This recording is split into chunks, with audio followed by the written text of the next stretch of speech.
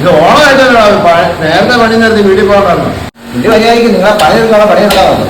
പുള്ളി നേരത്തെ വന്നിട്ട് വേണം ഒരെണ്ണം മേടിപ്പിക്കാൻ പറഞ്ഞത് നടക്കില്ലാന്നുള്ളൂ. എനിക്ക് ഇച്ചിരി നേരത്തെ കൊണ്ടുപോകാം. എനിക്ക് സാധനങ്ങളൊക്കെ മേടിക്കാനുണ്ട്.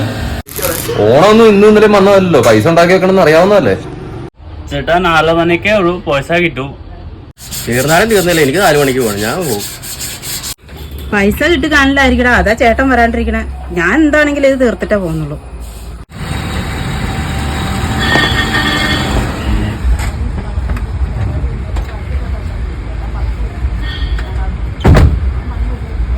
പൈസ തരാന്ന് പറഞ്ഞ ആള് തന്നില്ല, അതുകൊണ്ടാണ് നമ്മൾ ഇത്രയും താമസിച്ചത്. ക്ഷമിക്കണം കേട്ടോ എല്ലാരും.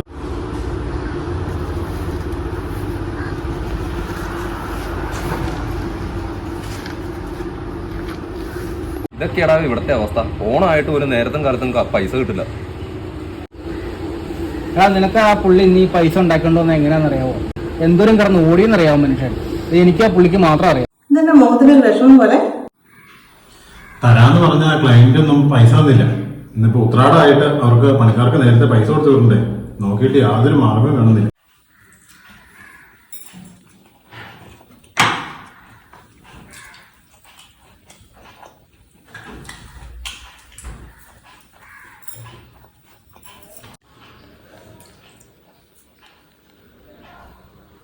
ഇതുകൊണ്ട് വിൽക്കുകയോ പണയം വിൽക്കുകയോ ചെയ്ത് പണിക്കാർക്ക് പൈസ കൊടുക്കേ.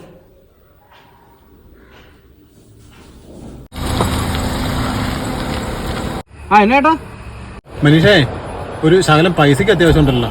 സ്വർണ്ണ ശകലം കയ്യിലുണ്ട്. ആ സ്വർണം വേണമെങ്കിൽ വെച്ച് ശകലം പൈസ അത്യാവശ്യമായിട്ട് വേണം. ചേട്ടാ, ഈ ഓണമായിട്ടേ ബാങ്കുകളും എല്ലാം അവധി ഇന്ന്. ഇനിയിപ്പം നമ്മുടെ കൊള്ളപ്പലിശക്കാരൻ മാർവാടി ഇല്ലേ അപ്പുറമുള്ള പുള്ളിനെ പോയി നമുക്ക് മുട്ടി നോക്കാം, നടക്കുമോ നോക്കാം. മാർവാടിയെങ്കിൽ മാർവാടി എന്നാ പലിശ വേണമെങ്കിലും കൊടുത്തേക്കാം. പണിക്കാർക്ക് പൈസ കൊടുക്കണം, അതാ അത്യാവശ്യം.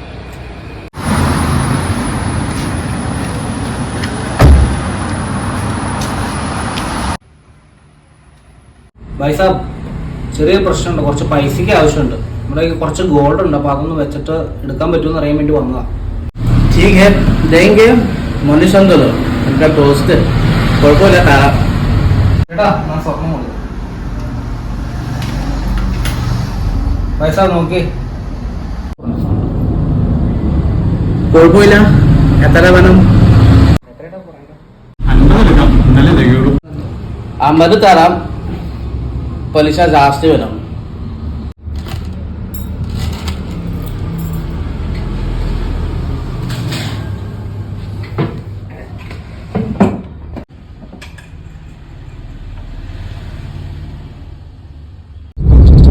എന്നെ കണ്ടില്ലായിരുന്നു കേട്ടല്ലോ.